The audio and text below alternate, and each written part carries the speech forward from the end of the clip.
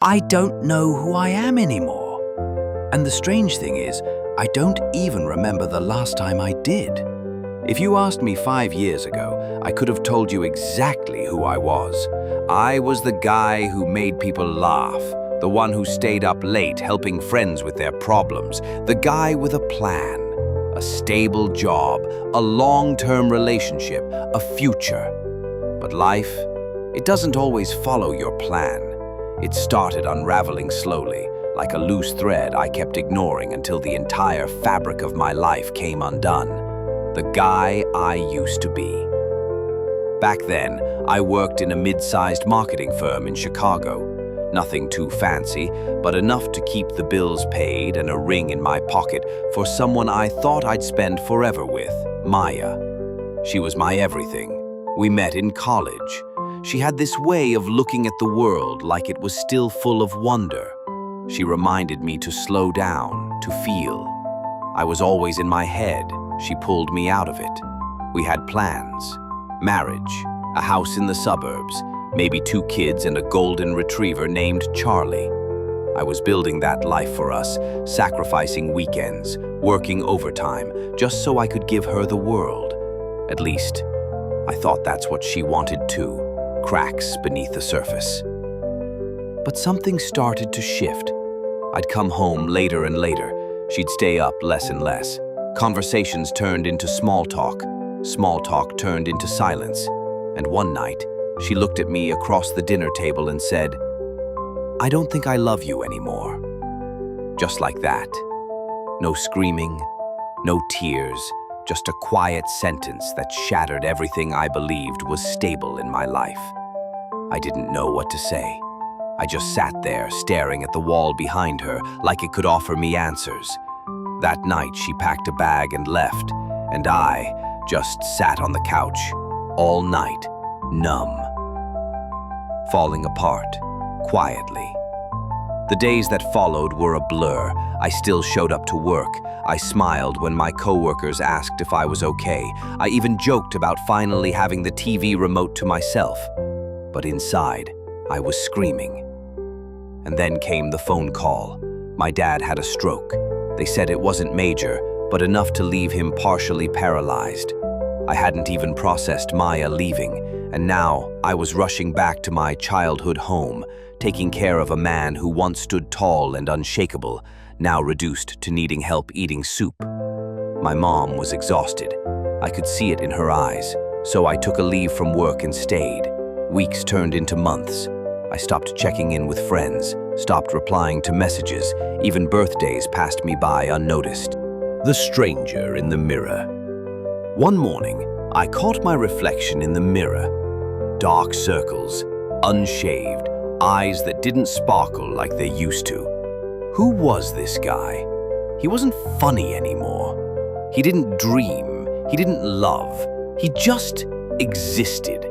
And it scared me, how easy it was to disappear. I think the worst part wasn't the loneliness. It was the fact that I couldn't talk to anyone about it, not even myself. When people asked how I was doing, I lied.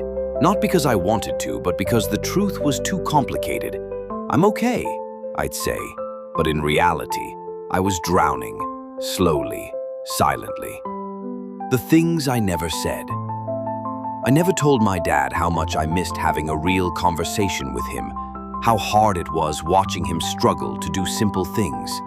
I never told my mom that I resented the silence that filled the house now, that I missed the sound of Maya's laughter bouncing off our walls.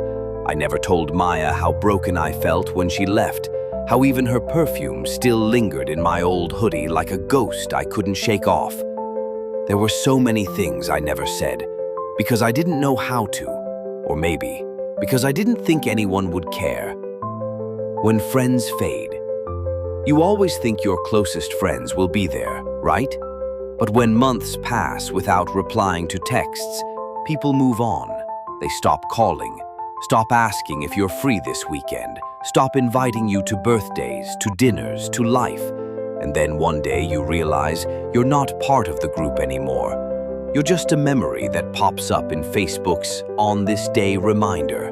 I remember scrolling through Instagram late at night, watching their stories, laughing, drinking, dancing, while I sat in a dark room beside a beeping oxygen machine.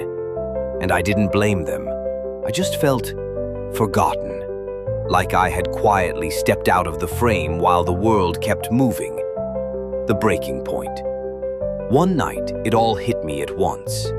I had driven to a 24-hour grocery store just to buy toothpaste, nothing special. But as I stood there in the cold fluorescent light, holding that stupid little tube in my hand, I just broke down, right there. Aisle 6, next to the toothpaste and the mouthwash. I don't know what it was. Maybe the silence, maybe the weight I had been carrying for too long. But I fell to my knees, and for the first time in my adult life, I cried. Not just a tear or two, I mean the kind of crying that empties your soul, the kind that makes you feel raw and naked in your own skin. A store clerk came up to me and asked if I was okay. I nodded, lied again, wiped my face, bought the toothpaste, and walked back to the car like nothing happened. But something had happened. That was the night I finally admitted the truth to myself.